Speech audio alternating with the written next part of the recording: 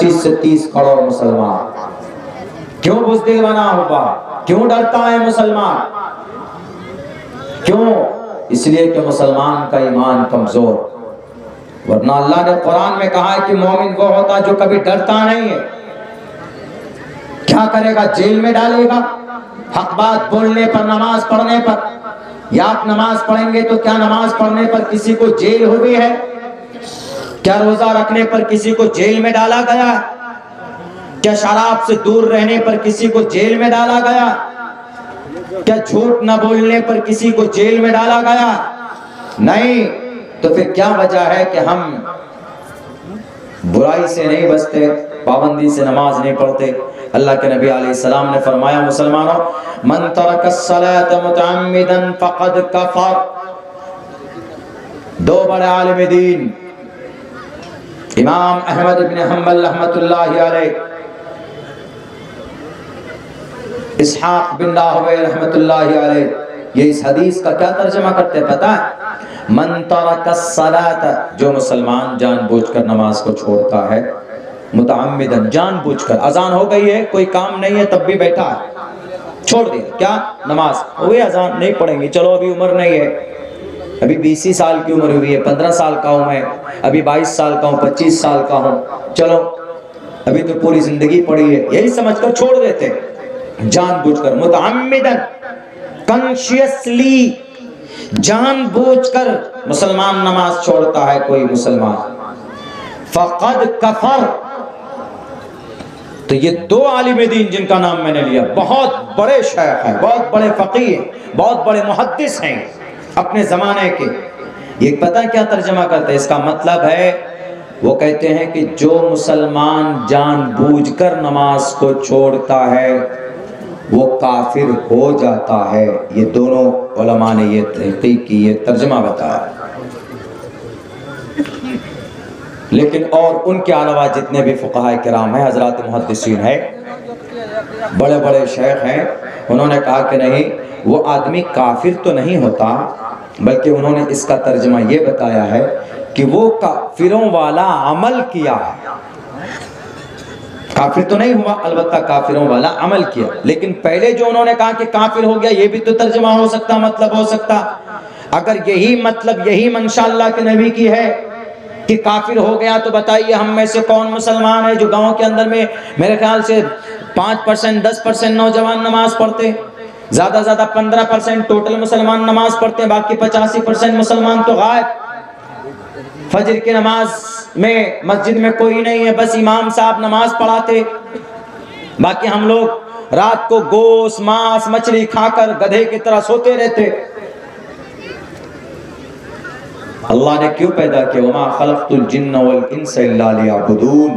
اللہ نے آپ کو پیدا کیا ہے، آپ کو پانی کے قطرے سے پیدا کیا. پانی کا قطرہ ہے نا، منی کا اسپم، منی کا جو قطرہ ہے پانی ہے، اسی قطرے سے آپ کو اللہ نے پیدا کیا اور خوبصورت انسان بنایا. کس لیے؟ آپ اللہ کی عبادت کرو. اللہ کی عبادت میں سب سے پہلا نمبر اگر کسی عمل کا ہے تو نماز کا، سب سے پہلا نمبر. کتنے مسلمان ہیں جو جان بوجھ کر نماز چھوڑتا ہے؟ کیا مودی جی نے کوئی قانون لایا کہ اگر مسلمان نماز پڑھے گا تو کیس بک کرو؟ مسلمان فجر کی نماز میں جاگے گا تو ان کو جیل میں ڈالو؟ نہیں ہے. نماز نہ پڑھنے کی وجہ سے اللہ نے ان ظالموں کو مسلط کیا ہے آپ پہ، اسی لیے آپ کو جیل میں ڈالا جا رہا ہے، آپ کے علماء کو بھی اور آپ کے مدرسوں کو بھی.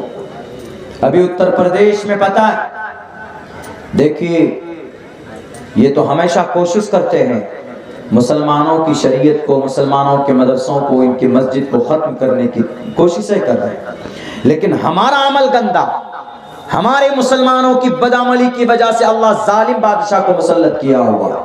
ابھی سپریم کورٹ کا کیا فیصلہ آیا اتر پردیش کے مدرسوں کے بارے میں؟ مجھے پورا ججمنٹ آپ کو نہیں سنانا، صرف جو اصل مقصد ہے وہ جو بات بتانی ہے اس پورے ججمنٹ میں. ابھی 2-3 مہینہ پہلے اتر پردیش کے ہائی کورٹ نے یہ آرڈر دیا تھا کہ مدرسہ ایکٹ، اتر پردیش کا جو مدرسہ ایکٹ ہے، مدرسہ ایکٹ وہ اسنویدھانک ہے، غیر قانونی ہے. انہوں نے یہ ہائی کورٹ نے، ڈسٹرکٹ کورٹ نے نہیں، ہائی کورٹ نے، یعنی سپریم کورٹ کے بعد، سپریم کورٹ تو سب سے بڑا، اس سے تھوڑا نیچے ہائی کورٹ ہوتا ہے۔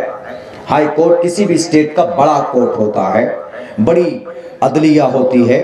انہوں نے یہ اسٹیٹمنٹ دیا، انہوں نے کہا کہ مدرسہ ایکٹ اسنویدھانک ہے، یہاں قرآن پڑھایا جاتا ہے، یہاں پر حدیث پڑھائی جاتی ہے، یہاں پر ڈاکٹر انجینئر پائلٹ نہیں بنائے جاتے، اسی لیے یہ مدرسہ ایکٹ اسنویدھانک ہے، اس کو بین کر دیا جائے۔ لیکن غنیمت ہے کہ ابھی 3 دن پہلے سپریم کورٹ، جو ہمارے بھارت کا سب سے بڑا نیائے پالکا، سب سے بڑی عدلیہ، سب سے بڑی عدالت، وہاں کے چیف جسٹس جو ابھی شاید غالباً 12 تاریخ کو وہ ریٹائر ہونے والے ہیں، چیف جسٹس، انہوں نے کہا کہ مدرسہ ایکٹ اسنویدھانک نہیں ہے، مدرسہ ایکٹ سنویدھانک ہے، اور اتر پردیش میں جتنے بھی مدرسے ہیں کسی مدرسے کو کوئی تالا نہیں لگا سکتا، مدرسہ چلتا رہے گا۔ کتنے مدرسے ہیں اتر پردیش میں؟ 23,000، ان میں سے 16,000 مدرسے رجسٹرڈ ہے، رجسٹریشن ملا ہوا، یعنی گورنمنٹ کی نظر میں، ان کی لسٹ میں، اور تقریباً ان 23,500 مدرسوں میں پڑھنے والے بچے کتنے ہیں؟ تقریباً 17 لاکھ بچے پڑھنے والے، ان میں سے 560 مدرسہ بورڈ کا، یعنی سرکار اس کو فنڈ کرتی، جیسے ہمارے بہار میں ہے بورڈ کا مدرسہ جس کو بولتے ہیں، باقی 4,000 مدرسوں کی ویریفیکیشن ہونا باقی ہے، اس کو بھی وہ لوگ فنڈ کر سکتے۔ لیکن اتر پردیش کے لال بجکر صاحب نے کہا پچھلے کئی مہینوں سے سیلری نہیں دی تھی ان بیچاروں کو، 2.5-3 سال سے تنخواہ نہیں دی، انہوں نے کہا کہ 560 مدرسوں کو ہم کیوں پیسہ دیں گے، بند کرو ان مدرسوں کو، اسی لیے لوگوں کو کھڑا کیا۔ پتہ ہے کوئی کیس ایسے چالو نہیں ہوتا، بلکہ یا تو اس کے کیس کو کرنے والا ہوتا، یا پولیس اپنے طرف سے کرتی ہے، یا کورٹ کی طرف سے بھی سو موٹو لیا جاتا۔ لیکن یہاں پر مدرسہ ایکٹ کو ختم کرنے کے لیے جن لوگوں نے کیس کیا ہے وہ کون لوگ ہیں پتہ ہے آپ کو؟ نہیں معلوم ہے؟ وہ 5 آدمی ہیں، 5 آدمیوں میں سے 4 آدمی، آپ کیا کہیں گے کہ یوگی سرکار نے شاید کیس کروایا ہے، کوئی ہندو ہوگا کیس کرنے والا؟ 5 آدمی ہیں مدرسہ ایکٹ کے خلاف ہائی کورٹ میں یاچکا داخل کرنے والا، ان 5 آدمیوں میں سے 4 آدمی مسلمان ہیں، جو مدرسہ ایکٹ کے خلاف، مدرسہ ایکٹ کو بند کرنا چاہتا تھا۔ بتائیے، جو مدرسوں کو ختم کرنا چاہتا تھا کون؟ مسلمان۔ مجھے بڑی تعجب، ہم نے سوچا کہ NCPCR کے طرف سے ہوگا، چائلڈ پروٹیکشن کمیشن کی طرف سے ہوگا، لیکن نہیں، انہوں نے مطالبہ کیا تھا، لیکن ان میں سے 5 آدمی نے ہائی کورٹ میں یاچکا داخل کی کہ اتر پردیش میں جتنے بھی مدرسے ہیں، مدرسہ ایکٹ ہے سن 2004 کے اندر جو ملائم سرکار نے اس کو لایا تھا، اور باضابطہ اس کا قانونی ایک ڈھانچہ بنا تھا، اس کو ختم کیا جائے۔ ہم تو آج تک یہی سوچتے تھے کہ شاید یوگی جی کے لوگ کھڑے ہوں گے، کوئی شنکر کھڑا ہوگا، کہیں سے کوئی یادو کھڑا ہوگا، کہیں سے کوئی وجے کھڑا ہوگا، کہیں سے کوئی شیو کمار کھڑا ہو کر کے یاچکا داخل کی ہوگی کہ مدرسوں کو بند کرو، ان مدرسوں میں قرآن کی تعلیم ہوتی ہے، ان مدرسوں میں احادیث کا درس دیا جاتا ہے، ان مدرسوں میں نبی کے بارے میں بتلایا جاتا ہے، قرآن کی تفسیر پڑھائی جاتی ہے۔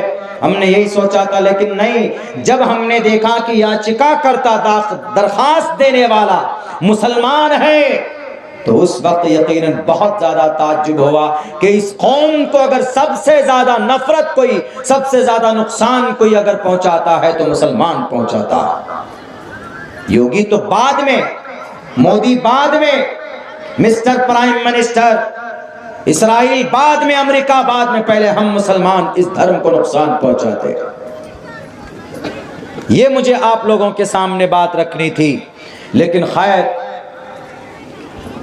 اللہ تبارک و تعالی ہمیشہ کسی نہ کسی کو ظلم کے بالمقابل میں حق بنا کر کھڑا کرتا ہے، حق بنا کر۔ شریمد بھگوت گیتا میں ہے، یدا یدا ہی دھرمسّ گلانربھوتی بھارتابھیدھانم دھرمسّ تداتمانم سرجامہم۔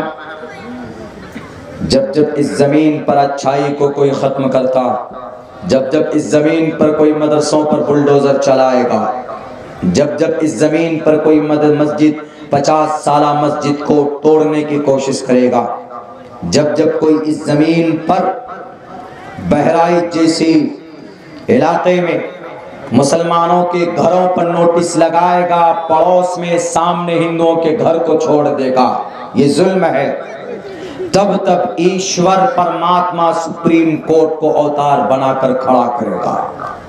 یدا یدا ہے دھرمسّ گلانربھوتی بھارتا۔ بہرائچ میں 23 مسلمانوں کے گھر پر نوٹس لگا دیا گیا کہ ان مدرسوں کو بلڈوزر سے توڑ دیا جائے، ان گھروں کو باضابطہ 18-20 بلڈوزر آ گئے، گھر کے سامنے کھڑے ہو گئے توڑنے کے لیے، لیکن فوراً ہائی کورٹ کا آرڈر آتا ہے اور کہتا ہے کہ نہیں توڑا جائے گا۔ پی ڈبلیو ڈی والے وہ آتے ہیں، کہتے ہیں کہ 60 فٹ زمین سڑک کی ہے، سڑک کی زمین پر گھر بنا ہے۔ ہائی کورٹ نے کہا کہ لاؤ پروف، تمہارے پاس اگر پروف ہے تو کاغذ دکھاؤ، نہیں دکھا سکا، اور پھر ہائی کورٹ نے کہا کہ واپس لے کر جاؤ بلڈوزر، ورنہ تمہارے پیٹ میں سارے بلڈوزر کو گھسا دیں گے۔ واپس ہوا۔ میرے بھائیوں، میرے مسلمانوں، اللہ خود ظلم کو پسند نہیں کرتا ہے، لیکن ویسا عمل تو ہم بنائیں۔ اگر آپ کا ایمان مضبوط ہوگا، اگر آپ کا عمل مضبوط ہوگا تو اللہ تبارک و تعالی خود آپ کی مدد کرے گا، کسی نہ کسی کو کھڑا کرے گا۔ ہم مسلمان نماز نہیں پڑھتے ہیں، سب سے بڑا عمل ہے نا۔ اللہ کے نبی فرماتے ہیں قرۃ عینی فی الصلاۃ، میری آنکھوں کی ٹھنڈک نماز میں۔ کوئی پریشانی ہو، کوئی دقت ہو، کوئی دکھ ہو تو آدمی کو نماز کے ذریعے سے مدد لینی چاہیے، اس لیے کہ بندہ جب نماز پڑھتا ہے، جب مسلمان نماز میں سجدہ کرتا ہے تو رب کے سب سے زیادہ قریب ہوتا ہے، سب سے زیادہ قریب۔ سجدہ اپنا سب کچھ جھکا دیا، کروڑ پتی آدمی ہے، لاکھ پتی آدمی ہے، دبنگ ہے، کسی کے سامنے جھکتا نہیں ہے، ہمیشہ سر اٹھا ہوا رہتا، ابو جہل کے طرح۔ لیکن جب نماز کی باری آتی ہے، جب نماز پڑھتا ہے تو اس کو اپنا سر زمین پر رگڑنا پڑتا ہے، ایک دفعہ نہیں بلکہ ایک رکعت میں 2 دفعہ۔ اور کتنے رکعت ہیں 24 گھنٹے میں، 5 وقت میں کتنے گھنٹے ہیں، کتنی سجدے ہیں، اتنی مرتبہ اپنی مقدس ناک کو، پیشانی کو جھکاتا ہے، اور صرف جھکاتا نہیں، جھکا کر کہتا ہے سبحان ربی الاعلی، سبحان ربی الاعلی، پاک ہے میرا رب جو برتر اور بڑا ہے، اس کا نام لیتا ہے سبحان ربی العظیم، رکوع میں پڑھتا۔ تو اللہ بندے کی اس ادا کو اتنا پسند فرماتا ہے، اتنا پسند فرماتا ہے، فرشتوں سے کہتا ہے کہ دیکھو گوار ہے یہ دنیا میں کسی سے ڈرنے والا نہیں تھا، لیکن میری بندگی کے لیے مجھ سے ڈر کر دیکھو سجدے کر رہا ہے۔ اسی لیے کہا گیا ہے کہ اگر کوئی نفل نماز میں سجدے میں اللہ سے دعا کرتا ہے، سجدے میں اللہ سے دعا کرتا ہے تو اللہ تبارک و تعالیٰ اس کی دعا کو ضرور قبول کرتے، کیونکہ آدمی اس وقت بے حیثیت بن کر اللہ کے سامنے دعا کرتا ہے۔ آج ہم میں سے کتنے مسلمان پریشانی ہوتی ہے تو کسی ڈاکٹر کے پاس دوڑ کر جاتے، لیکن سب سے پہلے before all things you have to make ablution and definitely you have to offer 2 رکعت صلاۃ۔ آپ 2 رکعت نماز پڑھیے، اللہ سے دعا کیجئے، کچھ صدقہ کیجئے، اور پھر علاج کی طرف بھاگیے، پھر دنیاوی چیز پر عمل کیجئے، دنیاوی سبب کو اختیار کیجئے، تو انشاءاللہ آپ کی نماز کی برکت سے اور آپ کے صدقے کی برکت سے آپ کی بڑی پریشانیوں کو رب ذوالجلال ٹال دیتا۔ میرے ایک استاذ تھے، قاری سعید احمد صاحب رحمت اللہ علیہ، ان کا ایک چھوٹا بیٹا تھا ابھی بہت ہٹا کٹا، وہ کہتے ہیں نا لو اقسم باللہ لا برہ اللہ، اللہ کے کچھ بندے ایسے ہوتے ہیں اس زمین پر کہ جب وہ قسم کھا لیتا ہے نا اللہ کی ذات پر کہ اللہ کو یہ کام کرنا پڑے گا، تو چونکہ وہ اللہ کا اتنا قریب ہوتا ہے، اللہ سے رشتہ اتنا مضبوط ہوتا ہے کہ اللہ کہتا ہے کہ بھئی یہ میرے بندے نے قسم کھایا، میرا نیک بندہ، میں اس کو ناراض نہیں کروں گا، اللہ ضرور اس کی قسم کو پوری کرتا۔ لو اقسم باللہ لا برہ اللہ، اگر اللہ کی ذات پر قسم کھا لے کہ اللہ کو ایسا کرنا پڑے گا تو اللہ اس کو کرتا ہے۔ کون؟ اللہ کا نیک بندہ۔ تو ان کا لڑکا بیمار پڑا، پیدائشی طور پر پیدا ہونے کے بعد شاید 1 سال یا 2 سال کے بعد، شاید 1.5 سال یا 1 سال 2 سال کے بعد میں سیریس بیمار پڑا، لڑکا تھا بیمار پڑ گیا، اس کو ہاسپٹل میں ڈالا۔ کوئی ایسی بیماری تھی کہ 99% بچے اس بیماری میں ریکور نہیں ہوتے، بچتے نہیں، ان کی ڈیتھ ہو جاتی، موت ہو جاتی۔ تو ڈاکٹر نے کہا کہ قاری صاحب آپ پریشان مت ہوئیے، اس بیماری میں تقریباً 99% کیس ایسا آج تک سامنے آیا ہے کہ بچہ بچا نہیں ہے، اس کا ڈیتھ ہو جاتا ہے، مر جاتا ہے۔ ہاں 1-8% اگر اللہ کے طرف سے ہی کوئی ایسا فیصلہ ہو جائے تو بچہ بچ سکتا ہے، ورنہ کوئی نہیں۔ لیکن آپ کے بچے کی کنڈیشن اور بھی زیادہ خراب ہے، اسی لیے آپ اتنا پیسہ مت خرچ کیجئے۔ قاری صاحب پتہ قاری صاحب نے کیا کہا؟ قاری صاحب پتہ قاری صاحب کن کو بولتے ہیں؟ قاری صاحب ان کو بولتے ہیں جو قرآن کو تجوید کی رعایت کے ساتھ پڑھتے ہیں، قرآن کو خوبصورتی کے ساتھ پڑھتے ہیں، اس کو قاری بولتے ہیں۔ حافظ کے بعد قاری بنتا ہے۔